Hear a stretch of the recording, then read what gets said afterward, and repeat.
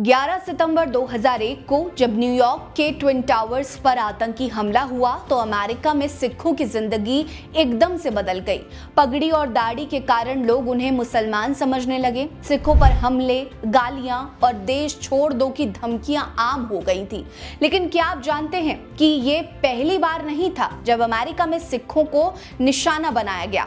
इससे करीब एक सदी पहले यानी 100 सालों पहले 1907 में अमेरिका के बेलिंगहम शहर में सिखों के खिलाफ ऐसा खौफनाक दंगा हुआ जिसने इतिहास के पन्नों पर काले अक्षरों में अपनी जगह बनाई। सैकड़ों श्वेत लोगों की भीड़ ने सिखों के घरों पर हमला किया, आग लगाई, लूटपाट की और उन्हें रातों रात बेघर कर दिया। प्रशासन ने भी उनकी सुरक्षा नहीं की और करीब करीब 200 सिखों को ही उठाकर जेल में ठूस दिया गया। आखिर उस रात ऐसा क्या हुआ था कि सिख अमेरिकियों के लिए खतरा बन गए।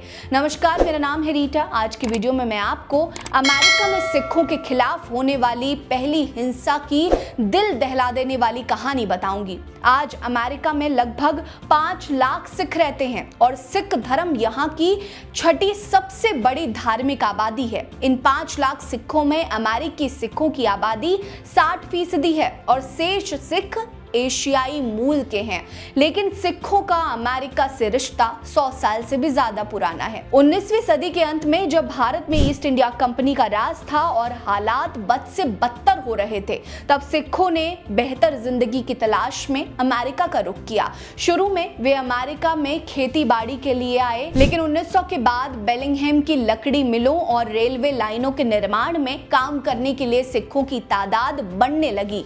मेहनती, ईमानदार और अपने काम के लिए माहिर सिखों ने अमेरिका के विकास में योगदान देना शुरू कर दिया।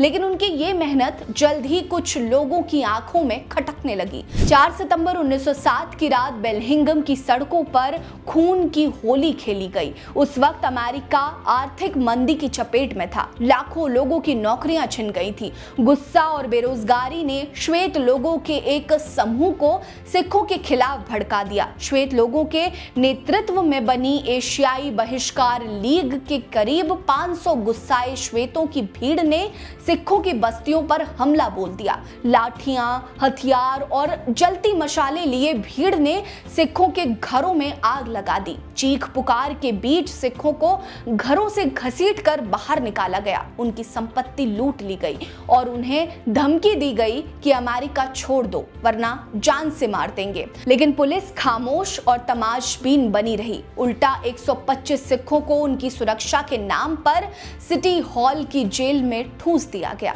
पूरी रात सिख जेल की सलाखों के पीछे कांपते रहे, जबकि हमलावर आजाद घूमते रहे। एक भी हमलावर के खिलाफ ना मुकदमा दर्ज हुआ और ना ही उनकी गिरफ्तारी हुई। अगली सुबह इन सिखों को जबरन वॉशिंगटन भेज दिया गया।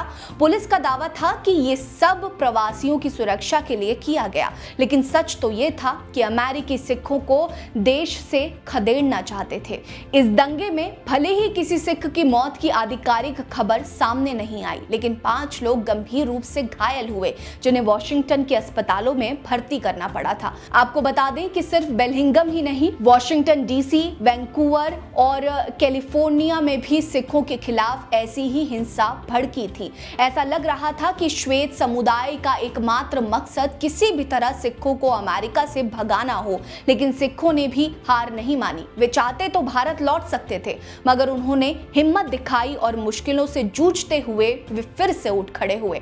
आज सिख अमेरिका के हर क्षेत्र में चमक रहे हैं, चाहे वो कोर्ट हो, कारोबार हो, आर्मी हो या फिर समाज सेवा ही क्यों ना हो। सिखों ने हर क्षेत्र में अपनी कहानी खुद लिखी है। साथ ही सिख समुदाय ने न सिर्फ अपने लिए बल्कि अमेरिका की तरक्की में भी अहम योगदान दिया है। लेकिन सवाल ये है कि क्या सिखों के साथ हुआ यह अन्याय भुलाया जा सकता है? आप क्या सोचते हैं? हमें कमेंट सेक्शन में जरूर बताएं। बने रहिए हमारे साथ। नमस्कार।